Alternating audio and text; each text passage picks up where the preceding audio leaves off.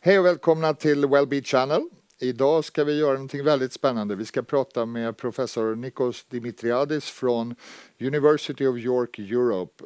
Nikos har forskat i många år på det vi kallar neuroscience och neuromarketing framför allt. Så vi ska byta några ord med Nikos om vad som händer i våra huvuden. Hello Nikos, welcome to this show. How are you? I'm good today, how are you? Very well, thank you. Thank you for having me. You're most welcome. And let's talk about well-being today.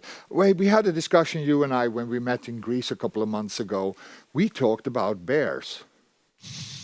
Are you okay to share? We did. We talked about bears. And we talked about what happens to us when we enter with something we are not expecting, like a bear in the woods when I'm out picking blueberries. What is happening to us? Right. This is actually one of my favorite stories, and one that creates a very big shock to the audiences and my clients when I talk to them about this. And it's a fairly simple question, but the answer is not as simple as we think it is. So why, when you go to pick up some blueberries, as you said, and you see a bear, what happens? Do you run away from the bear because you got afraid, or are you afraid because you are running to get away from the bear? I will say it again. What comes first? You need to experience fear, this very strong feeling of fear, to recognize it, realize it, become aware of it, and then initiate the process of running away from the bear? Or is it that you start your body unconsciously, no awareness, no cognition, no recognition of the fact that there is a bear, but your brain very fast recognizes unconsciously before you even notice that anything changes in the woods around you, starts running, and because you start running, then you realize, why am I running? I must be afraid. So is the emotion or the feeling, in that case, to be more precise, comes first or second? This is a very strange question, because evolutionary speaking, we have this daily lived experience with our feelings and our ideas and our thoughts that gives us the sense that we are in control. That first something happens in the external environment, this has to register with our conscious mind, create the feeling and the urgency of the situation. And as a consequence of all this, me, Nikos, you, Peter, you initiate the action, the behavior, the outcome, which is, at this case, to run away from the bear. It's not like that. It's exactly the opposite. And we know this for more than 100 years now. William James, the father of modern psychology, he used to say to people, you don't run because you are afraid. You are afraid because you are running. And that goes, it's so much counterintuitive to our everyday life. We go through our lives feeling aware. Okay, sometimes we might be impulsive and all this, but we consider this even lapses of our intelligence. Okay, we consider it bad. And we think that we need to feel something, to know something, to register something in order then to create a response. The brain does not work like that. Actually, there is quite a big consensus now, almost a consensus, it's science, of course, never 100% consensus, that it works another way. So the brain receives a lot of information that goes unregistered, and it receives this very fast. Billions of data come into the brain. Actually, 11 billion bits of information come to our brains every second. 10 to 11 billion bits of information. How much of this appears in our conscious mind? Are you ready? 50 to 60 bits per second.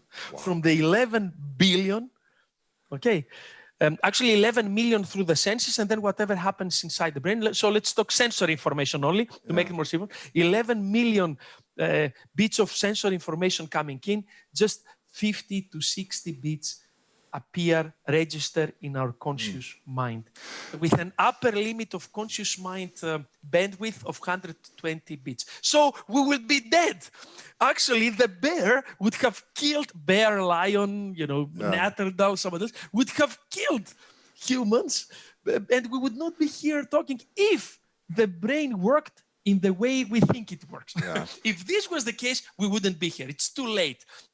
Our conscious mind is too late. So actually, the brain receives this 10 to 11 million sensory information coming in from the outside world, very fast, extremely fast, processes this information, analyzes it, compares it, contrasts it, filters it, initiates action. So already my brain heard something strange in the woods, registered it as a potential threat, initiated action, said run away, send them the message, that the electrical signals to my muscles, my vision became, changed to deal with the threat, my stance from my body, the adrenaline starts, first adrenaline, then cortisol starts running through all this started. I'm fully unaware of all this. I even start moving unconsciously towards running.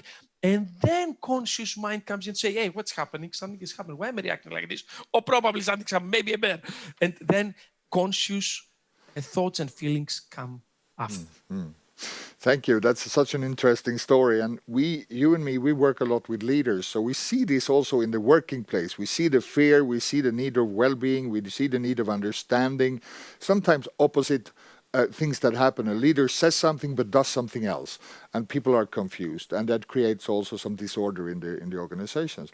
You have also been studying a lot, specifically on emotions. Can you tell us a bit more about that? So, Peter, this is a great question, but it's such a difficult one because I can only compare the difficulty of understanding human emotions with the difficulty of quantum mechanics. Exactly. Both quantum mechanics and the science of emotions have the same complexity. They are both very heated and very controversial topics even. There are so many perspectives in science when it comes to emotions. As I said, it's a very heated discussion. I have my preferences on this debate, but what I would like to, if you like, to summarize my understanding on the science of emotions in a level which I think will help also our viewers is the following. It's something that it's called homeostasis. Now, maybe we remember homeostasis, some of us from our biology lessons at school. So homeostasis is the viable or optimal state of being. And this homeostasis means that when your body is within these limits, this is viable. It can survive and thrive. If you go outside of these limits, then corrective action needs to be taken to return to your viable, to your okay, to your survival, to your operational, functional bandwidth. And homeostasis traditionally was, as I said, only considered for physical states of our body. So, for example, humans have an optimal temperature level, right? I mean, in Europe, in Celsius, is 36.5, close to 37. If it goes above, you have fever. If you go below, you have hypothermia. And if you go above or below, you go outside of your homeostasis, and thus the body takes action in order to bring you back. Okay, when you're feeling hungry, right? This is energy. This is energy homeostasis. The body needs energy. You consume the energy. You went outside. You have less energy than needed. There is hunger. There is an initiation of action for you to go and eat, replenish the energy, and return to your viable homeostatic bandwidth.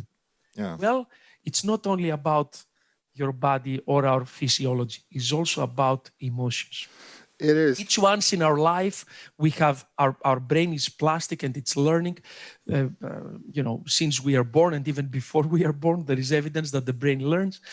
And each of us has an emotional cocktail of our emotional homeostasis.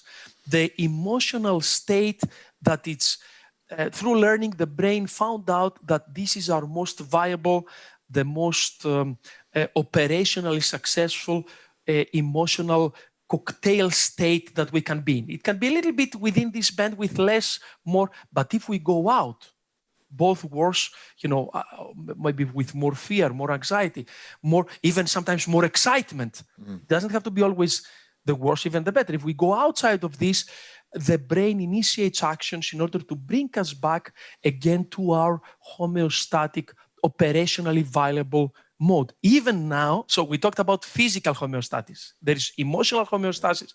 There is even cultural homeostasis. Yes. As a team, as a company, as a society, as a neighborhood, whichever reference group we have, this group has a homeostatic level of operation.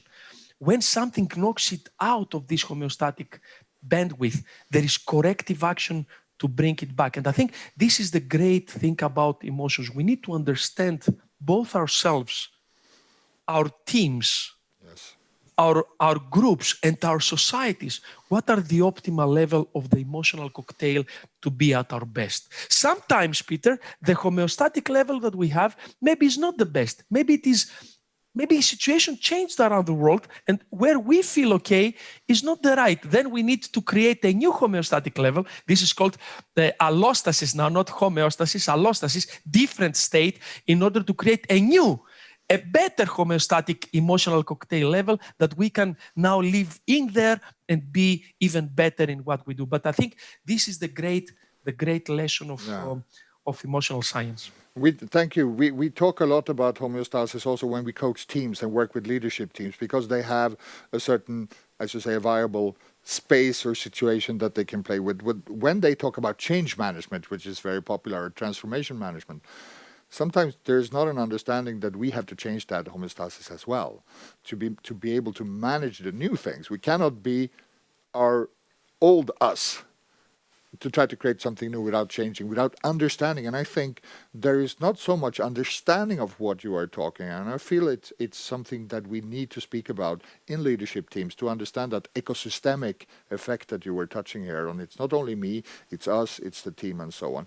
So what do we want to say to leaders and leadership teams if we bring leadership into this? So I co-authored a book about that called Neuroscience for Leaders, which is now in second edition, translated in many languages around the world. And I think the big conclusion from the book, from my own research, my work with companies and teams around the world, my measurement of leaders' brains that we also do with my teams, is that leadership, evolutionary again speaking, is a very interesting phenomenon. And Peter, it's a natural phenomenon. Leadership is in our DNA, as is followership. You mean, so somebody to be a leader and somebody to follow the leader. It characterizes us as Homo sapiens. It characterizes other primates. So it is a natural phenomenon. Management is not, by the way. Management is more like a technology. It's a made-up thing that we created to deal with some situations. But leadership goes back a long time. So it's a very natural phenomenon. And sometimes with all this discussion about leadership, with all these podcasts and books and articles and all this, I think that we are making too much out of leadership. While it's a very natural, normal human phenomenon. And the definition of leadership I love is coming from evolutionary leadership, so evolutionary psychology, which is very pragmatic, and it comes from the real world. A leader is somebody that will help a group of people navigate through a terrain and reach its new destination in the best possible way. This is a leader. A leader, evolutionary speaking, when we were back in tribes, was the one that when there was an attack of another tribe, or when there was absence of resources, maybe we consumed all the food or the animals, was the person that will have the vision, create the unity, inspire. All this is okay, but will actually walk the team, the group, from the undesirable situation, the one that is hit us out of our homeostasis, to a new one that will bring us again in a viable state. So a leader has to do with navigation and a journey between an undesired position that we are now to a desired position that we want to be.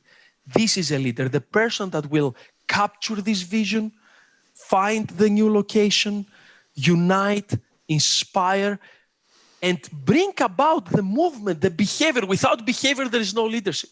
And bring about the behavior, the working of the group with this leader and dealing with the challenges on the way until they reach the destination. And if this happens successfully, this is a successful leader. Yeah. So leadership, and in order for this to happen, you need to utilize some amazing resources we have in our brain. In our book, we developed a four-pillar model. Leaders need to utilize our thinking tools, our cognitive capacities. We have to streamline them and reach them, make sure they have enough energy and the space to breathe. We have to have clear analytics, nice data collection, and make sure that the decision we take is the right one. Then we need to have an emotion is the second pillar. The emotional cocktail has to be appropriate, and the homeostasis we were talking about. Then this is not enough. We need to make sure that the behavior, the brain automations, as we call them, the habits, how this group of people usually reacts to things that will be adjusted to the new situation. And there is a fourth pillar, which is relations. We do nothing alone, Peter. Humanity is a story of us, not a story of me. And we need then to create the right quantity and quality of relations to create this movement from the undesired place to the desired one. And this is sometimes that leaders lose their way. Sometimes they don't understand that their role is not just to inspire people. It's not just to create a nice, boosted feeling of we can do it. You have to walk the talk. Exactly. You have to actually take the team from that situation to that. And only when this journey is completed, which is not, we all know changes are so many and so drastic and so everyday that we can never say that the journey is fully completed. But there are milestones in this journey. So the more successful take the team from here to there, the more naturally the brains of these people say, this is my leader. Yeah. And this is so interesting. We see this also in real life with leadership teams. When we put them in outside of their comfort zone, there is a formal leader, but if we ask them to do something else, or if we put them in front of a challenge they're not used to, we can wait and see what leadership is coming up. Is this the formal leader, or for instance, if there is a fire, is it the guy who knows the way out, or is everybody waiting for the leader to take the lead? That is what I think is interesting in building teams, because we have teams to create results, but we need to understand that everybody is a leader in that team. So we talk about team leadership, not about the individual leadership. So therefore also the homeostasis and the new situation is interesting to discuss in teams, I think. But also you do more things. You've been studying a lot in neurotech and to see what are supportive things that helps us to move forward. Tell us a little about practical applications of your studies in neuroscience and neurotech. So we are entering a new era concerning our ability as species to decode things that before were in the sphere of philosophy, discussion, theories, observation, quite intangible and subjective stuff. Now, finally, we have the science, the protocols, the methods, and the tech to create tangible scientific results in what happens in us even before we realize what is happening in us. So my own research concerning these topics are twofold in two directions. The first direction, me and my teams, we created one of the first neuroscience-based measurement. So really, you wear an electroencephalogram, and we use other technologies like eye tracking and galvanic skin response and emotional facial analysis in order to measure leadership competencies. And this is a leap from the previous let's say, theory or tools in trying to understand some traits in us. And usually the science of psychometrics is the one that dominated this sphere for many decades. And although psychometrics, although they still have things to say, I think after so many decades, there is a new kid on the block, and the new kid on the block now is neuroscience. So what we do, Peter, you come in front of a laptop, we put you the electroencephalogram, you just spend 5 minutes in front of the laptop, we ask you to do something, you see some things, and we say thank you so much. It was great for you, Peter, that your role was to bring your brain in front of the laptop. That was your role, okay? Then the brain took over and did the rest of the things. Yeah. And then you receive an individual report that says your empathy capacity. We measure emotional empathy because there are different types of empathy. We measure your resilience level. We measure your mindset, you know, Carol Dweck's theory of fixed and growth mindset. We measure things like creative thinking or focus or risk-taking. And this is absolutely fascinating because I know you're also a pioneer in coaching around the world. And when you come to the coaching session after this test with people with the results, it is really an enlightening moment. Because, you know, when you visit your doctor, for example, you know, and you want to check your heart or your lungs, if your doctor said, okay, Nikos, we will have a conversation, I will give you a questionnaire, and based on what you told me about your questionnaire, I will give you my treatment. You'll say, what, something is wrong with this doctor. Where is the CT scan? Where is the X-ray? Where is my blood test? You know, only based on conversation, only based on what I will say, that's your diagnostics.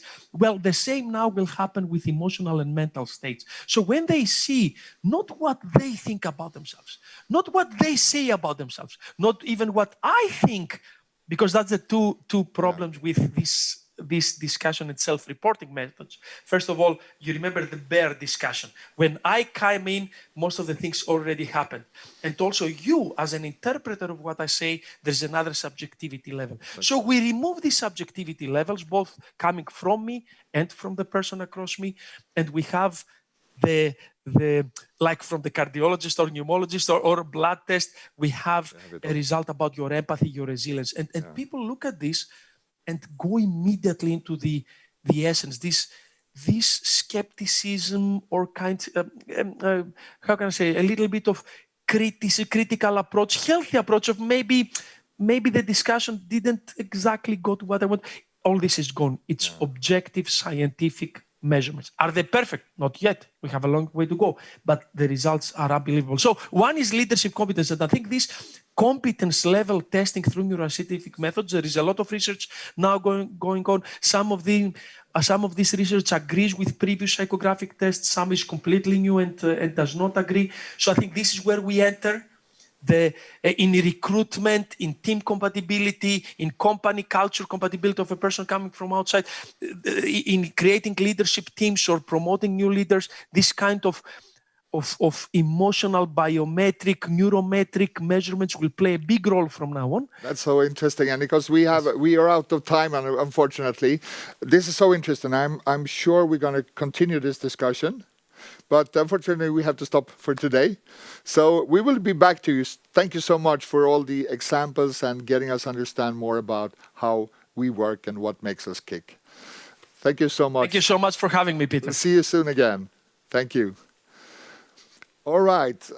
Så tack så mycket du som tittar. Det här är oerhört intressant och det kommer att utveckla hur vi arbetar med välmående framöver. När vi lär oss att förstå vad vi sänder ut egentligen. Det här är oerhört spännande. Välkommen igen till nästa avsnitt här på WellbChannel. Tack för att du tittade idag.